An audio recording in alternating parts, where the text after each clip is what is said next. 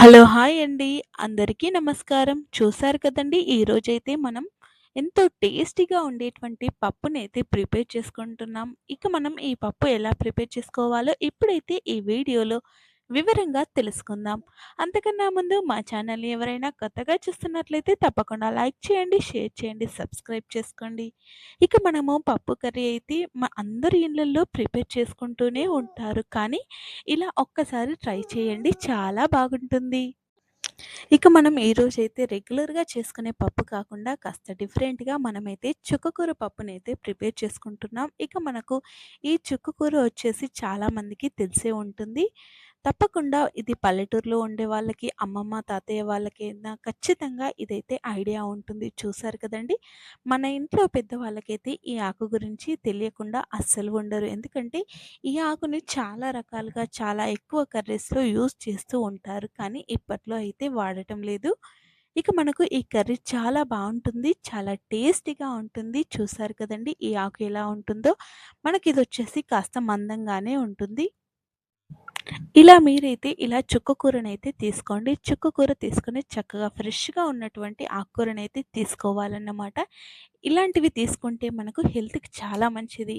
Blood ఇంప్రూవ్‌మేషన్ కూడా చాలా బావుంటుంది. ఆరోగ్యానికి కూడా చాలా మంచిది. తప్పకుండా మీరు అందుబాటులో ఉంటే తప్పకుండా ఈ కర్రీనైతే ప్రిపేర్ చేసుకోండి. ఇక మనము పప్పుని కూడా చక్కగా కడిగి పక్కన పెట్టేసుకొని తగినన్ని వాటర్ అయితే వేసుకొని చక్కగా ఉడికించుకోవాలి. అలాగే ఈ ఆకుకూరలు కూడా ఉన్నాయి కదండీ! దీనికి కొద్దిగా మనమైతే పచ్చిమిర్చిని కూడా తీసుకోండి. వీటన్నిటిని చక్కగా కడిగి పక్కన పెట్టేసుకొని, ఒక బౌల్‌లో అయితే వాటర్ లేకుండా ఉండేలాగా చూసుకోవాలి. చూసారు కదండీ! ఇలా మీరైతే ఒక బౌల్‌లో సెపరేట్ చేసేసుకోండి. ఇక మనం పప్పునైతే స్టవ్ పైన పెట్టేసి, మీడియం ఫ్లేమ్‌లో ఉంచేసి చక్కగా మనం ఉడికించుకోవాలి. ఇలా మనకు ఇలా మీరైతే ఆకుకూరనైతే చక్కగా కడిగి పక్కన పెట్టేసుకోండి. రుచికి తగ్గట్టుగా పచ్చిమిర్చిని కూడా తీసుకోండి. ఇలా మనకైతే పప్పు అనేది 60% వరకైతే ఉడకనివ్వాలి. ఇలా ఉడికిన తర్వాత మనం ముందుగా కడిగి కట్ చేసి పక్కన పెట్టుకున్నటువంటి పచ్చిమిర్చిని, చుక్కకూర ఆకునైతే తీసుకోండి. ఇది చాలా బావుంటుంది. టేస్ట్ పరంగానే కాకుండా ఆరోగ్యపరంగా కూడా చాలా బావుంటుంది. చూసారు కదండీ! ఇలా ఆకునైతే వేసుకొని చక్కగా మనం కలుపుకోవాలి.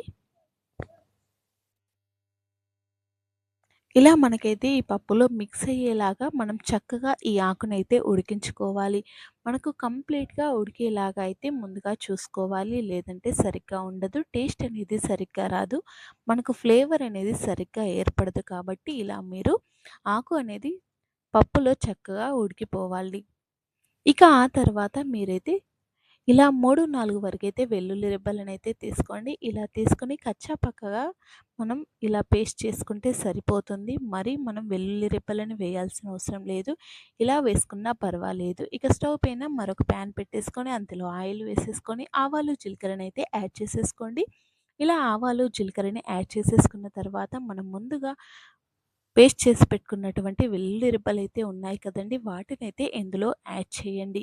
ఇక అంతేనండి. చూసారు కదండీ! చాలా సింపుల్‌గా మనం చుక్కకూర పప్పునైతే ప్రిపేర్ చేసుకున్నాం. చాలా బావుంటుంది. చాలా టేస్టీగా ఉంటుంది. మీరు ఎట్టి పరిస్థితిలో ఇలా మీరైతే వెల్లుల్లి రెబ్బలనైతే వేయడం అస్సలు మర్చిపోవద్దు. ఎందుకంటే మనం ఈ వెల్లుల్లి రెబ్బలను వేయకుంటే టేస్ట్ అనేది అస్సలు బావుండదు. చాలా అంటే చాలా బావుంటుంది ఇలా చేస్తే. మీరు కూడా మీ ఇంట్లో ఇలాగే ప్రిపేర్ చేస్తే గనక తప్పకుండా మీ ఫీడ్‌బ్యాక్‌ని మాతో షేర్ చేసుకోండి. చూసారు కదండీ! ఎంతో టేస్టీగా ఉండేటువంటి, ఎంతో హెల్తీ అయినటువంటి చుక్కకూర పప్పు రెసిపీ అయితే ఇప్పుడైతే ప్రిపేర్ చేసుకున్నాం.